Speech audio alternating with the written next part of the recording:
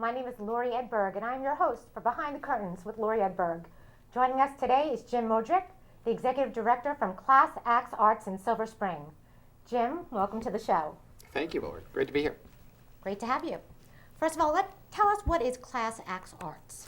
Class Acts Arts is a nonprofit. It's a 501c3 nonprofit arts and education organization that serves the regional Washington, D.C. Capital area with interactive arts programming. What we exist to do is to actually engage local communities with interactive arts experiences that inspire learning. So we fundamentally bring the arts to people where they are. Rather than expecting people to find you, we go out into the community with artists to create those types of experiences. And how did you get involved with Class Acts Arts? I have been involved with Class X for probably a little bit more than 5 or 6 years. I was involved in a number of statewide efforts supporting arts education throughout Maryland, and got to know the people working with Class X Arts. And then 2 years ago, the summer of 2010, I guess it was, I was invited to join their board of directors, which I accepted. And then after a year and a half on the board of directors, I stepped off the board to be considered as their next executive director, which I became then last summer in July, and have been serving as executive director since then. And Jim, is there something in your background that gravitated you towards the arts? Are you an actor or a musician or something like that? Well, growing up, I was the kid that could draw. And I enjoyed drawing very much, enjoyed my art classes very much, but didn't really commit to want to do anything really within the arts until probably my sophomore year in high school, when I finally decided, well, that's what I wanted to major in. And so I pursued a major in fine art and graphic design. And ultimately it was in college of when I decided that how my career in the arts would play out. While I was getting my art major at the suggestion of several people that I knew, I also pursued a business minor. And I had a professor of mine was reviewing we were getting ready to select my last series of courses for my degree. And he noted that, well, you're doing fine with my art major, but I was running a straight A with all of my business classes. Wow. If I didn't go into art, I would have pursued mathematics in one way or another. So there I was with these great business classes, great in my business classes and good art. So my professor at that time suggested that I meet with a person that actually ran the United Arts Fund in the community, and that's how I was introduced to the field of arts administration, which is fundamentally the business of running a nonprofit organization, and that's where my career has stayed, either through practice or through policy or through a number of different angles since over nearly 20 years now. So you would say having a business degree is almost essential for your job as executive director? Oh, absolutely. As executive director, it's one of the interesting things about the field that certainly I continue to have a passion in my own involvement within my creative interests. But the ultimate, running of I am running essentially a small business, or not all that small sometimes, business within this field, and so it is the every day-to-day personnel decisions, marketing decisions, how to develop a program or a project type of a decision. So yeah, that business acumen sort of very much needs to be there. It's very much part of what I do, and it's also a big part of what I do is also to raising funds in order to fill in that gap. And it's people do take things more seriously, especially somebody from a business community, when he recognizes that it's just not a fly-by-night, you should donate to this because it's such a good cause. Yes, it is a good cause, but we're also very responsible with the donations that we receive. And how do you raise funds? I mean, what is the best way for Class Acts Arts to raise the money they need to do their job? Well, if I had the answer for that one, I'd be making a whole lot more money doing this. Right. That's always the problem with arts organizations. It absolutely is. We operate right now, we're on about a 60-40 split in terms of our earned revenue in terms of contract work that we do, and contributed revenue. So 40% of what we take in is actually contributed. Most of that's going to be in the form of grants that also help support program, but there always is this gap of anywhere from 15 to 20% of my overall budget that I have to raise off of individual donations, corporate donations, to what it is that we do. And there's just a variety of methods that you try to employ in order to make that happen. We're right now engaged in, as most nonprofits, with an end of the year annual campaign. The letters that everybody likes to get, and to ask people to make contributions. We do events. We invite people to come in and experience a little bit about what we do. The interesting challenge with Class Acts Arts is so much of our programming takes place in areas that the public doesn't necessarily go into. We go into schools, we go into hospitals, we go into correctional facilities, we go into, again, where people are already, right. So not inviting them in. But that means our audience is limited. People familiar with our work tend to be under the age of 16, by and large. So we try to create environments of where older people with an interest in maybe supporting our work, can see what it is that the artists we work with, what they do, and how they function. So we use as many mechanisms as we can, from just traditional fundraising opportunities to really creating an environment of where people who don't normally see our work have that chance to experience it at a more full level. And where do you get your artists, the ones that are performing in the schools or in the hospitals and other places? It's kind of a fairly elaborate process. It's kind of a black box that nobody necessarily sees at times. Most of our artists come from referrals from artists that we're currently working with. They come from people that we have been able to, or worked with, that we trust, that we know what we're doing. Because ultimately, for what we're trying to do, just any artist isn't going to work for what we're doing. We're looking for artists that are very adept at, within their own creative process, of opening up that creative process and letting our audiences get involved. Like I said, we promote interactive art experiences, not just sit and clap, but you do something, you're involved. If it's creating a mural, you're involved in designing the mural. Our artists facilitate that process. So the first thing that we insist that any artist that we're going to work with, we have to see them in action. We want to be able to see them working, primarily since so much of our work is involved in schools and with young people. We want to see them working with and in front of students, young people, and involved with teachers and school administrators, because that's a part of the mix that we do, that everyone gets involved. When we go into a school, it's not just for the kids, it's for the teachers, it's for the school administrators, it's for the custodial group.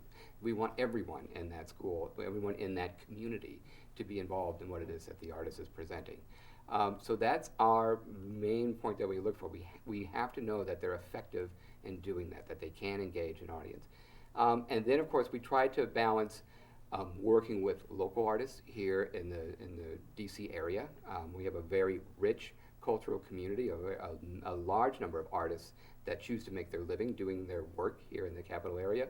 But we supplement that with national touring groups or artists from the region that we'll bring in, that are willing to come in and spend a week or two, in some cases a month, touring the facilities that we can help them come into. And then lastly, what we try to do is make sure that we're reflecting the diversity of the community in which we all live. And that's a key element of when you're trying to create that inclusive, engaged environment.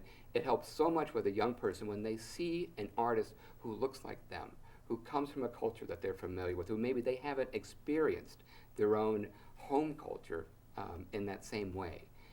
We're about bringing an artist into a school, into a community, where essentially it's, for a young person especially, it's like coming into their home.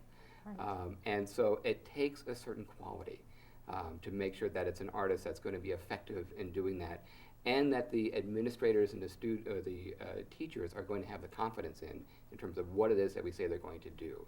This isn't just about experiencing the arts for its own value, which it certainly is, but it's also utilizing the arts as an engagement tool, as a teaching tool, as a way of expanding a young person's experience or an older person's experience with what it is that we're trying to teach people in school these days. And I love what you said, that it's hands-on, that people are involved. It's not just sitting back and then clapping at the end of a performance, because that's how children learn nowadays. Right. They have to be involved, be creative. That's how it opens up their minds. Absolutely, absolutely. No, I remember many years ago, I overheard somebody saying, well, art and music appreciation class was where you learned how to clap. And that might be another one of those experiences that sort of led me in a certain direction. That no, it's about a lot more than that. Absolutely. And ultimately, this is the standard line that you hear inevitably is people say, "Well, I can't do that. I can't do that. I can't draw. I can't sing. I can't sing." Well, actually, you do sing. Right. You can. I've seen people in their cars. I see people singing every single day. The fact of the matter is, we do this. You make aesthetic decisions about how you look and the use of colors by dressing every single day. Art is not some sort of outside special event thing. Class X Arts is here to remind you that it is every day. This is part of the fabric of your existence. It's about how your community actually works, but it is part of your life, and we want to remind you. I'm going to stop you right there because we have to take a break, but please stay with us, and we will be right back with Jim Modrick. Packers. Viking. Packers. Viking. Viking. Red state, blue state, vegan. Carnivore. We come from different places. Uptown. Downtown. Optimist. We come to different conclusions. Half empty. Half full. But when we live united, we create real, lasting change in the building blocks of life. The education, income, and health of our communities, Live our families, united. even the person next to us. Live united. Real change won't happen without you. So give, advocate, volunteer, live united. Sign up at liveunited.org. Yeah. Salad on Saturday, fruit on Friday, throw a ball Thursday. Water Wednesday, touch your toes Tuesday. Let's move Monday, swap us next Sunday. 60 minutes of physical activity a day and eating well can help get your child healthy. So keep them active and eating well every day. Get ideas, get involved, get going at letsmove.gov. That's letsmove.gov. My name is Fernanda. I'm the wife of a teacher. Budget cuts affected my husband's salary, so I'm picking up some part-time work. We're doing everything we can to make sure our kids eat today. Tomorrow, I just don't know. Fernanda, how'd I do? Well, I usually fold the underwear first. I meant the acting, but good to know. Play a role in ending hunger. Visit feedingamerica.org/hunger and find your local food bank. Looking for these? You drive buzzed. It could be one very expensive ride. First, you gotta make bail. Then pay me to get your car back. Your insurance premiums will go through the roof. And my legal fees just keep adding up. All told, it could end up costing you $10,000. Nothing kills a buzz like getting pulled over for buzz driving, because buzz driving is drunk driving.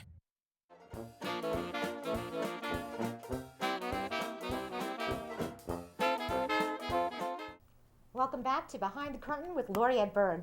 Returning with us is Jim Modrick, Executive Director of Class X Arts. Well, welcome back, Jim. We were just talking about students and art and what people can do. Tell me, what is most requested performance from schools for you? That's a difficult question because there are, there's so many different types of varieties of programs that we have, from larger ensembles.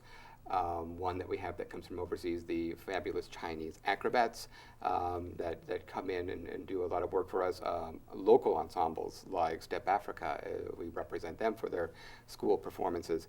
But there's just as much value that comes from essentially a one-person storytelling type of program, whether it's Debbie Thomason doing her Native American stories. Mark Jaster from Happenstance Theater, a mime, is truly amazing in terms of what he does.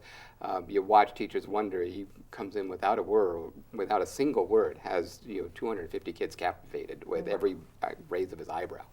And we have mural projects that go on in terms of mosaic murals, a lot of other visual arts activities that really turn to engage students in a lot of different ways. So over the course of the year, we will book in the neighborhood of 1,500 performances across the region. So we're hard-pressed to sort of pick out 2 or 3 favorite ones. No, absolutely. The variety is always there. I love it. I love how you can have different types appealing to different maybe age groups Mm-hmm. or middle school versus high school or yeah. elementary school. Yeah, it's initially a lot of people in the field sort of. From my experience of working within arts education, people talk about the kindergarten through grade 12. It's like, well, within that are huge differences. Even within elementary schools, there's a big difference, and a lot of our artists work with that. Most of the schools here in Montgomery County are now so big that we can't. There's no one room large enough to fit all of the kids. That's right. So Yes. we do 2 performances. So and it makes a difference to our artists of whether they bring in the K through 2 and then the 3, 4, 5, or K through 3 and then 4, 5. How that age range that they're going to be working with at any particular time makes a difference in terms of what they're going to present. And one normally doesn't really think about that. They think of elementary school as elementary school. But there's a lot of gradations. And then middle and high schools it'll become a very different type of thing. A lot of times with high schools, especially around here, we have very sophisticated arts programs within our schools, and young people that are actually really tapping into their own talents, their own potential as a future artist, even at the high school level. So a lot of times our artists almost serve as mentors, almost masterclass types of opportunities for students at that level. And do you hit every public school or every private school? How do the schools come to you, or do you go to them? We send information out to every school, and there are more than 4,000 schools in this Montgomery? region. Or in regional? And regional. Okay, So I we see. do send information to all 204 public schools, all of the private schools in the area. And for the most part, through an effort that we call Class X Arts Choice, those schools pick from a roster of what we want to do. We also do a lot of programming under our Outreach efforts of where we design programs, especially to go into underserved communities that don't necessarily get to the arts on a day-to-day basis. We're able to design programs that come in and work with that particular institution. Everything we do is what I describe as a 360-degree responsive program. We listen to it. We don't have a prescribed program that says, here, this is what you take. Take 2 of these, Right. and you're fine. No, we want to listen to that community, and then we match up that community with the artist that's going to be most effective for what they're trying to do.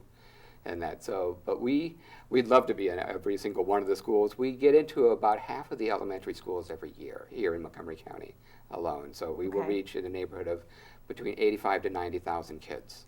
And why don't you get into the other half, do you think? Do you think the schools, well, obviously they're aware of Class X arts. It's just Aware of Class X. administration, it's just some red any, tape? Or yeah, any number of different things in terms of what, one is there is a great deal of choice here within this area. We manage artists. Oftentimes the artists will work independently.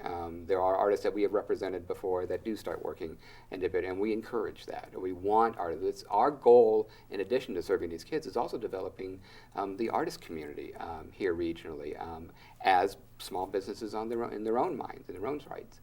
But the great challenge to working within schools is, the most significant constraint is time.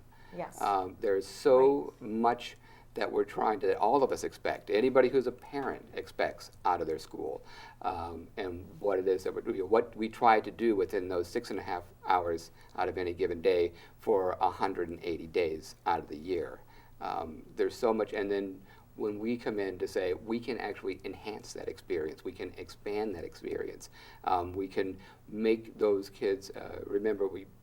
When I talk about Class X arts, we bring the arts to people where they are, Right. often not by their own choice. Remember that education in this country is compulsory. They're supposed to be there. And, Yes. we, for one day, for 1 week, make them want to be there. That's so great, right. So that's what we're trying to essentially accomplish by what we're doing.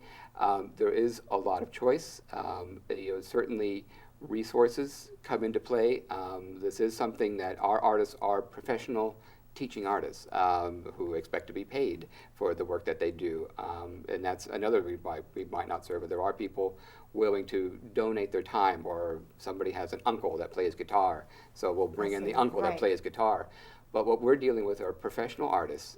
They make their living creating their art and by engaging young people, older people in that creative process through our work. And so we certainly work with them on a price point that keeps them marketable within this area. But it is, oftentimes or in different times, that can be the issue locally when we discuss raising funds. We do raise a particular type of, we call it our bridge fund, which we will use to help supplement a program in a school that perhaps maybe has never had a Class X performance before. Maybe they don't, a lot of times it's a PTA organization that's going to raise the dollars, or they're going to sell their cookies and everything else that they sell. And we help them invest that money within their community by hiring one of our artists to expand that learning experience. Well, not all schools have that level of engagement. So oftentimes we will have funds available. It can be a designated contribution to the organization that says, I want this to go into your bridge fund to help bring the arts into schools that maybe don't have the resources in hand to be able to leverage this. And how do you evaluate if a program works or doesn't? How do you evaluate the artist's performance? Is there a survey, or do you get feedback from teachers? We get a combination. There is a formal survey that we ask people to complete, complete for us. There's two key questions that we look for, is essentially the level of artistic engagement and the level of connections with the curriculum. Everything, especially if it's in a school environment, it has to relate to what it is that the students are learning within the school day. So we do ask the teachers, whoever hires us, to bring in the artists to make sure that happens. We also follow up and we get feedback from the artists themselves in terms of how they felt that particular performance went. We work with them to develop their craft, but it's an ongoing thing. It's an interesting question in that it's hard to determine. Our performances, those assemblies, might last for 45 minutes, 50 minutes.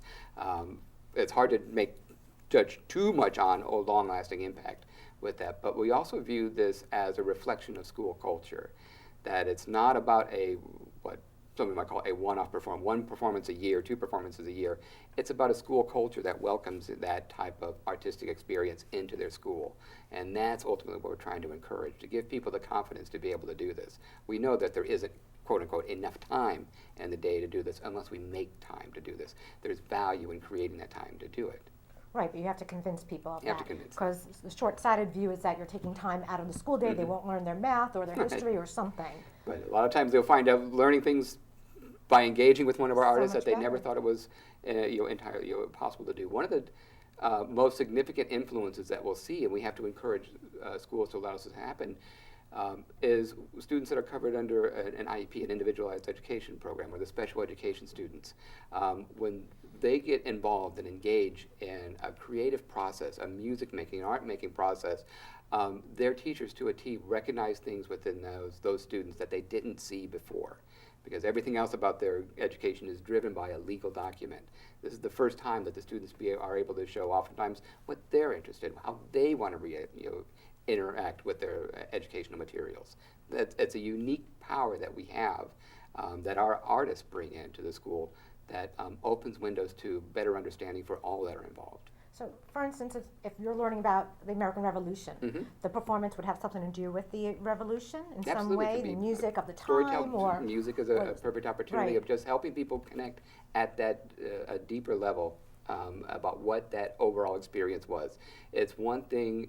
There's an expression that's used for forever. I think it's associated with Confucius at some point, but it's if I read it, I can see it. If I hear it, I might remember it. But if I do it, I become it. Right.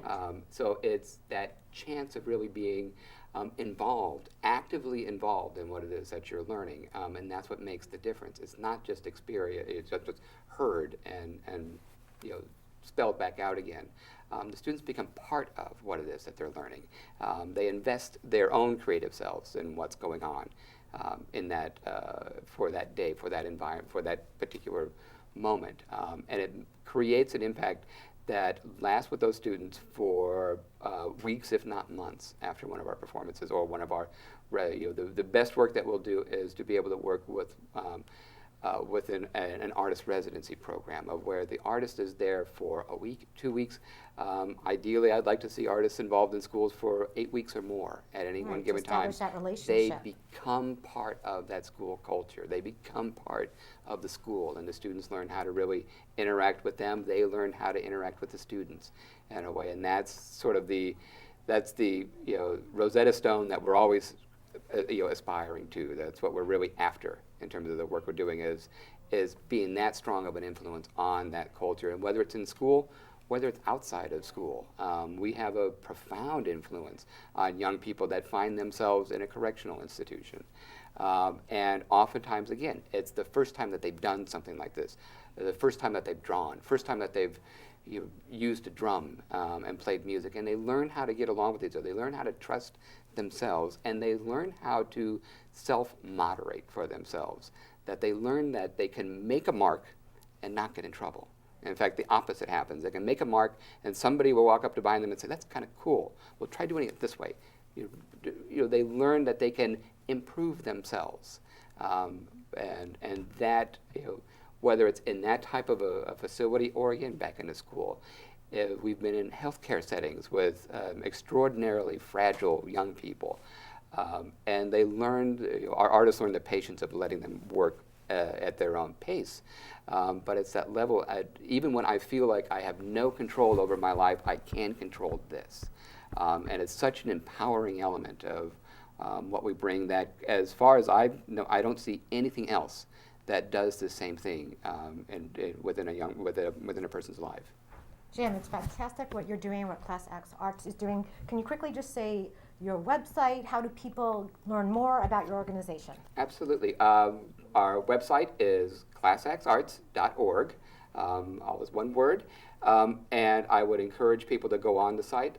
The artists that we represent are all included in that area. You can also learn more about supporting the organization, and we are always seeking our good old tax-deductible contributions to help expand our work. There's always new opportunities out there, and that's what we are constantly seeking. Well, we thank you for having joined us for this program today. For more information, please go to Class X Arts website. This concludes our show, and we will see you again very soon. I'm Laurie Edberg, and it's been a pleasure having you join us.